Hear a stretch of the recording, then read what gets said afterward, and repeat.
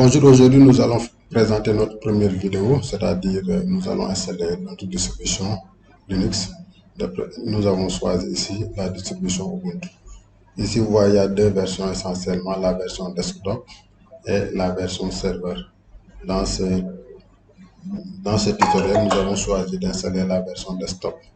Une fois sur cette page, vous choisissez la version que vous voulez installer. Par exemple, ici j'ai choisi la version desktop. Et le téléchargement est en cours. Une fois le téléchargement terminé, on peut procéder à l'installation de la distribution.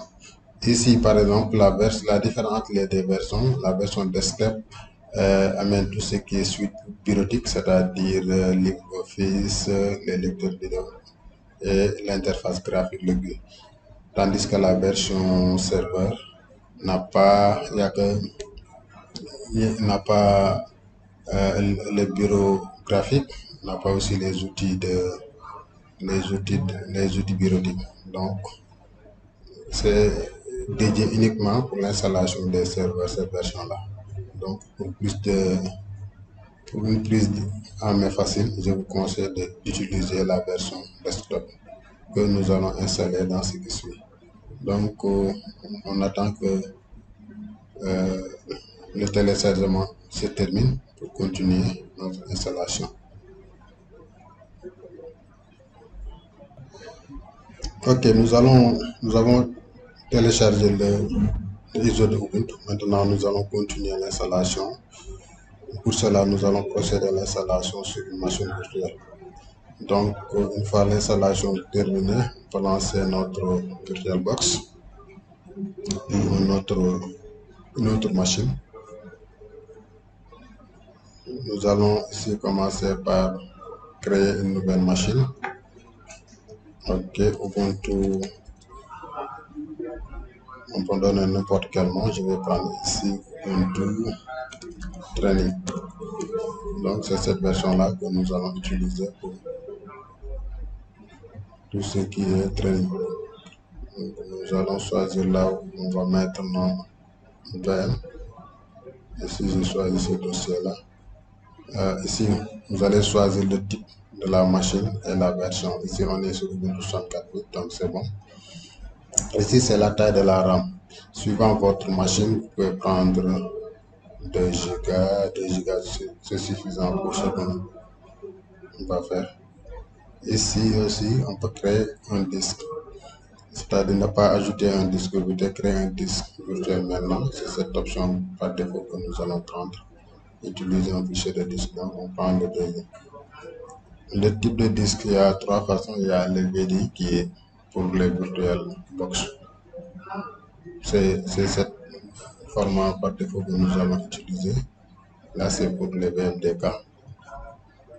Allier dynamiquement la taille du disque ou taille physique, on va faire une allocation dynamique, ce qui nous permet de ne pas fixer la taille du disque. Ici, par exemple, il donne là où il va mettre le disque virtuel. Ici, il a mis 10 Go, on peut augmenter puisque c'est dynamique. On met par exemple 1 Go. Une fois la machine créée, vous allez sur système et sur le stockage, vous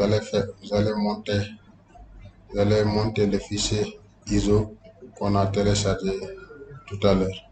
Donc on met ajouter. Vous allez sur là où vous avez mis votre ISO. Ok, c'est bon. Et une fois ça, vous mettez OK. Et maintenant c'est bon, on peut commencer à démarrer la machine. On démarre ici la machine.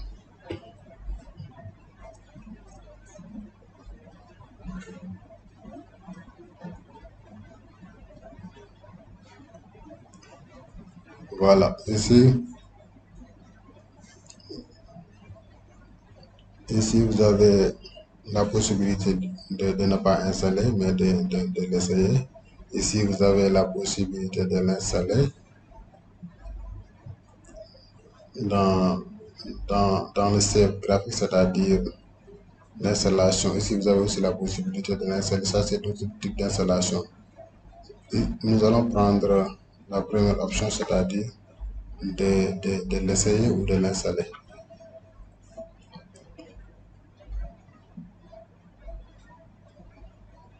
Maintenant, on va se charger.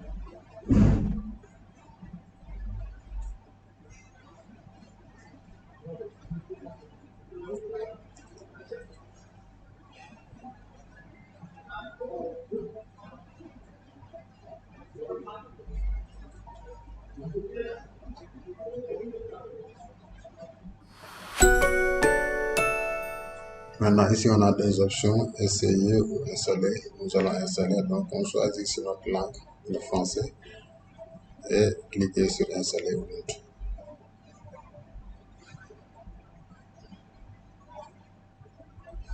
Une fois installé, il va détecter le clavier. On est sur notre clavier AZERTY, donc c'est bon. On va continuer.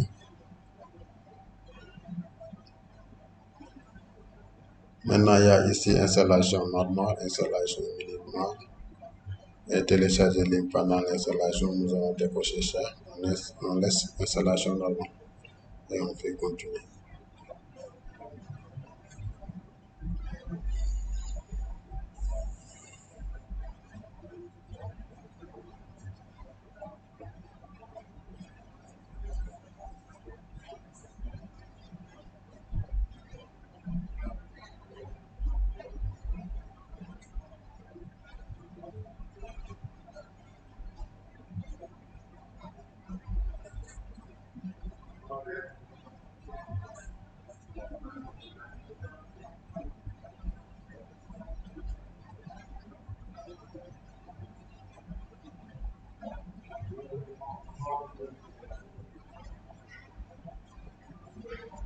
Maintenant ici, c'est le partitionnement. Il essaie de nous demander par défaut. Cette option, c'est d'essayer d'effacer le disque et d'installer Ubuntu. Nous allons prendre autre chose, voir plus d'options et de cliquer sur continuer. Une fois continué, le disque qu'on a créé qui est sur 20 Go, on le voit ici. On fait ici établir table de partitionnement. Cliquez sur nouvelle table de partitionnement et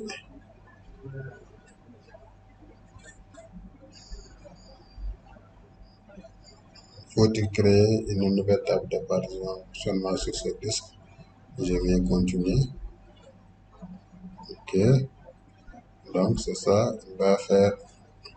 Il va nous donner de l'espace libre qui est les 20 Go et on va ajouter les partitionnements. Par exemple, ici, je vais mettre d'abord le swap. Le swap, c'est un partitionnement logique. Donc ici, je prends swap ou échange, espace d'échange. Donc je vais prendre 2 Go, c'est 2 Go de RAM, donc c'est 4,96. Je prends deux fois la RAM pour le swap. Ok, c'est bon. Maintenant, la partie libre, je vais ajouter cette partie libre qui sera une partition primaire. Là, c'est le système de fichiers par défaut, ext4. Donc, c'est bon, je laisse comme ça. Je prends par exemple la racine. Ok, c'est bon. Une fois ça, c'est bon, je peux maintenant choisir cette partitionnement formater et cocher ici. Et je vais procéder à l'installation sur cette partition. Ok, je mets contenu ici et je mets contenu. Pour les modifications.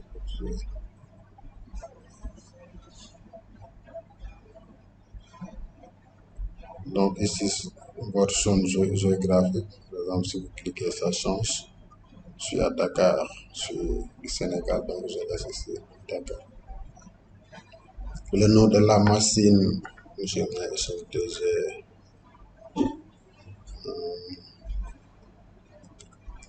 Training. Donc, ça c'est le nom de l'ordinateur. Je change, je mets SMTG Trainer PC. SMTG Trainer, le mot de passe. Je choisis le mot de passe que je veux. Je choisis le mot de passe. Ok. Et je mets continue.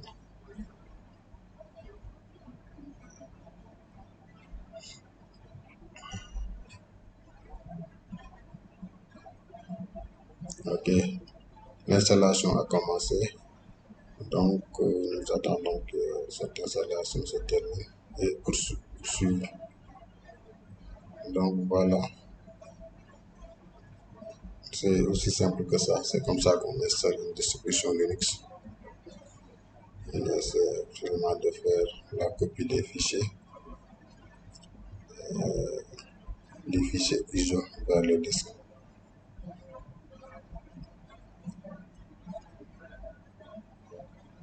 Donc, nous allons faire une petite pause en attendant pour ne pas que la vidéo soit assez longue.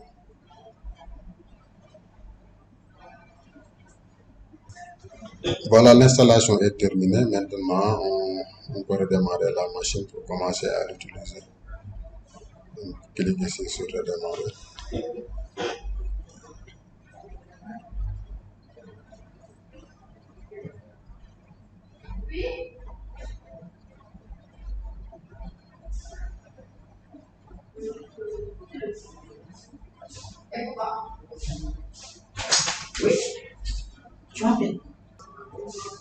Ici, il nous demande d'enlever les médias qu'on avait mis tout à l'heure. Nous allons ici dans Système et sur le stockage. Bon, c'est déjà envoyé, donc c'est bon.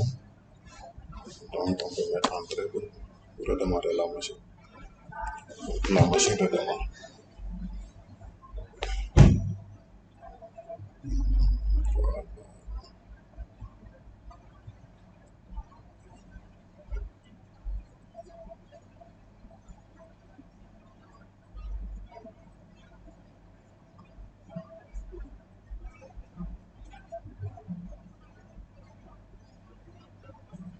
Ok, l'installation est terminée. Ici, il faut se connecter avec l'utilisateur qu'on avait créé et le mot de passe.